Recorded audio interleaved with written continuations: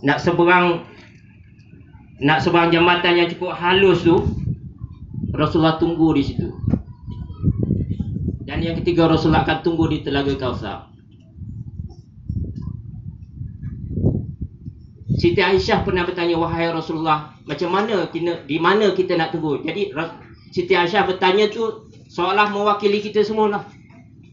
Di mana kita nak dapatkan Rasulullah? Alangkah bahagianya kalau sekiranya kita di masa nak ditimbangkan amal kita tu, Rasulullah ada di situ, di sebelah kita. Cuba tuan-tuan bayang, di situlah nanti Rasulullah akan beri syafaat pada kita. Kita tak tahu dosa kita berapa banyak, berapa besar dosa yang kita buat. Sama ada kita sedar ataupun kita tak sedar, kita pun tak tahu. Jadi ketika ditimbang amalan, ada satu riwayat ketika ditimbang amalan. Jadi amalan jahat dia tu lebih berat daripada amalan yang baik. Amalan jahat dia tu lebih berat daripada amalan yang baik. Jadi bila amalan jahat lebih berat daripada amalan baik, malaikat ni kerjanya nak ambil tu bawa masuk neraka je. Malaikat dia tak kira dah. Orang kalau amal jahat dia dah lebih banyak daripada amal kebaikan dia akan terus bawa masuk neraka. Tiba-tiba datang satu orang. Nanti, tunggu dulu. Timbang lagi. Jadi malaikat pun timbang balik lah. Timbang kali kedua. Berat lagi amal jahat dia. Memang hidup dekat dunia ni memang penyangak. Jahat. Berat lagi amal jahat dia. Dah pucat lesi dah. Jadi orang ni, insan ni dia ambil daripada poket dia dan letakkan dekat timbang amal tu satu benda. Berat amal kebaikan ni. Yang tadi ringan dah singit macam tu, berat. Turun. Selamat orang tu. Jadi dia pun tanya, siapakah tuan? Kau tak kenal aku? Tidak tuan. Akulah Muhammad Rasulullah. Dia pun tak kenal siapa orang tu. Bagaimana Tuhan boleh tolong saya? Bagaimana Tuhan boleh tolong saya? Bagaimana Rasulullah boleh tolong saya? Kerana kamu sewaktu di dunia pernah berselawat sekali kepada aku. Pernah berselawat sekali. Ibu tuan-tuan, kalau tuan-tuan selawat kepada Rasulullah 1000 kali sehari, apakah ganjaran, jaminan yang Rasulullah belikan kepada tuan-tuan?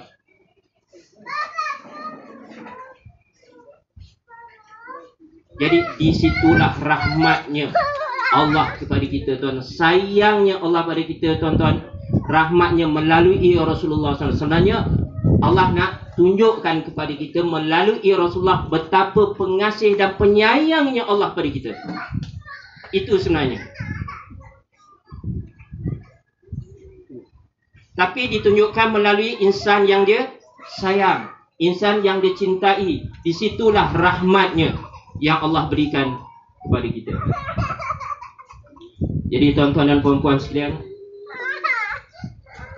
marilah mulai daripada hari ini kita berazam banyakkan selawat pada Rasulullah. Kerana dengan selawat itu akan menghapuskan dosa kita. Selain kita beristighfar, astagfirullahalazim, astagfirullah, dengan membanyakkan selawat pada Rasulullah. Allahumma salli ala sayyidina Muhammad wa ala ali Muhammad. Allahumma salli ala sayyidina Muhammad wa ala ali Muhammad. Allahumma salli ala sayyidina Muhammad wa ala ali Muhammad. Dengan membanyakkan selawat kepada Rasulullah itu juga menghapuskan segala kejahatan-kejahatan yang ada pada diri kita. Dan yang istimewanya, bila kita banyak berselawat kepada Rasulullah sallallahu alaihi wasallam, automatik kita menjadi murid pada Rasulullah. Kenapa kita jadi murid Rasulullah? Kerana Rasulullah akan sentiasa mengenali, memantau kita. Sebab nama kita selalu disebut-sebut.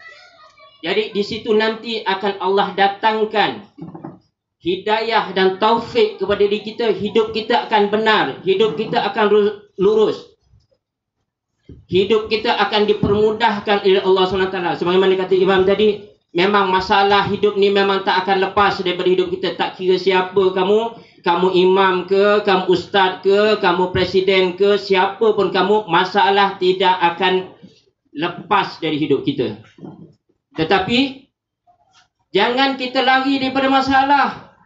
Kita tak boleh lari daripada masalah. Salah kalau kita lari dari masalah. Tetapi kita kena kembali kepada Allah dalam menghadapi masalah. Jadi salah satu di antaranya perbanyakkan salawat. InsyaAllah Allah akan permudahkan hidup kita. Allah akan selesaikan masalah hidup kita dengan barakah membanyakkan salawat kepada Rasulullah. Jadi tuan-tuan dan puan-puan sekalian, saya rasa cukuplah. Itu saja yang akan saya sampaikan pada tengah hari ini, kerana acara-acara pun alhamdulillah ada banyak menyentuh hati kita. Kalau kita melihat tadi bait-bait nasyid tadi, Masya Allah, boleh mendidik jiwa kita. Dengan kumpulan yang istimewa pun namanya Hawariyun. Hawariyun, tahu Hawariyun ni datang daripada mana nama Hawariyun ni? Hawariyun ini adalah anak murid pada Nabi Isa AS. Bila masa Nabi Isa AS kata, siapakah yang akan membantu aku dalam perjuangan ini? Kamilah. Mereka itulah yang dikatakan Hawari. Itu dikatakan Hawariyun. Orang yang membantu perjuangan Nabi Isa. Tahu kan Nabi Isa macam mana perjuangan dia?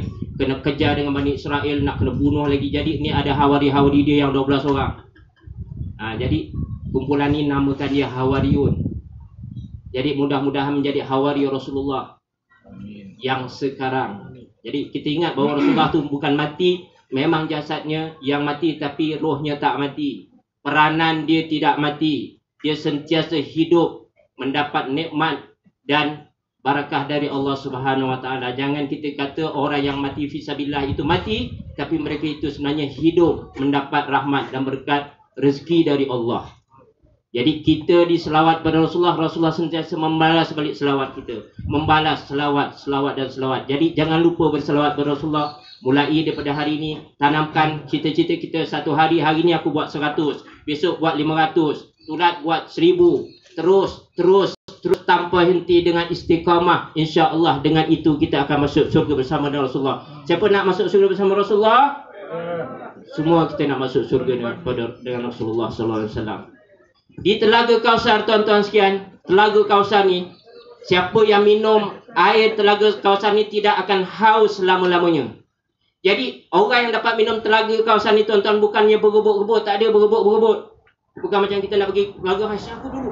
Aku nak. Tak ada. Semua boleh dapat bahagian masing-masing. Banyak dia punya cawan-cawan dekat akhirat nanti, cawan-cawan dia yang akan didapat. Orang tu direzekikan kalau boleh kerana dia memperbanyakkan selawat, kerana dia mengikuti sunnah Rasulullah SAW, cinta dia pada Rasulullah SAW, dia akan dapat minum dari Telaga Kausar dengan bahagian dia.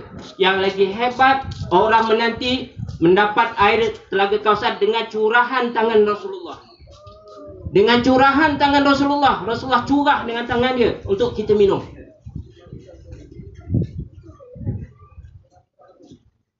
Tak kira laki ke perempuan, semua akan dapat. Macam mana kami perempuan? Nanti macam mana pula aurat kita? Kita ni kan perempuan, boleh ke dapat minum daripada air tangan tadah Rasulullah? Boleh, tuan-tuan. Dekat akhirat dah tak ada syariat lah. Yang syariat yang tak boleh ni dekat dunia. Dekat syariat tak ada. Dekat akhirat tak ada. Dekat akhirat semua akan dapat. Tuan-tuan dan perempuan, jangan bimbang. Baik laki buat perempuan. Jadi dengan kita kena banyakkan selawat kepada Rasulullah SAW dan menanamkan kecintaan pada Rasulullah dengan rasa mahabbah, dengan cinta kasih. Kalau selawat tu, biarlah kita rasakan Rasulullah tu hadir melihat kita sedang berselawat. Kalau siapa-siapa yang pernah pergi haji ke pergi umrah ke dah pergi kat makam Rasulullah kan? Cuba kita bayangkan waktu kita selawat, kita berada di hadapan makam Rasulullah. Waktu kita berselawat ni, kita sedang berada dalam raudah Rasulullah. Untuk mendatangkan lagi rasa dekatnya kita dengan Rasulullah. Nanti akan mengalir air mata kita syahdu kerana rindu pada Rasulullah. Dan inilah yang Rasulullah kata, orang yang aku sangat rindu kepada ikhwan-ikhwanku. Jadi sahabat-sahabat pun tanya, wahai Rasulullah, bukankah kami kini ikhwanmu? Tadi Imam pun dah jelas dalam bahasa Inggeris tadi, brother kan? Tapi Rasulullah kata, engkau adalah sahabat-sahabatku. Siapa ikhwan-ikhwan Rasulullah? Ialah orang-orang yang tak pernah jumpa Rasulullah, tak pernah lihat Rasulullah, tak pernah pegang Rasulullah, tak pernah salam pada Rasulullah, tapi sangat cinta dan kasih rindu pada Rasulullah. Itu yang dikatakan ikhwan. Jadi banyaklah ikhwan. Bukan seorang, bukan dua. Sahabat Rasulullah dia ada berapa? 140 ribu sahabat Rasulullah. Ikhwan lagi banyak. Jadi mudah-mudahan tuan-tuan dan puan-puan, mudah-mudahan Allah akan tulis nama kita melalui wasilah hari ini. Kita berpayah-payah, bersusah-susah, berpanas-panas, duduk di dalam majlis ini. Mudah-mudahan Allah akan catat kita salah satu di antara ikhwan-ikhwannya, insya-Allah. Jadi tuan-tuan dan puan-puan sekian, saya sudahi majlis, saya sudahi ucapan saya ini dengan lafaz Assalamualaikum warahmatullahi taala wabarakatuh. Waalaikumsalam.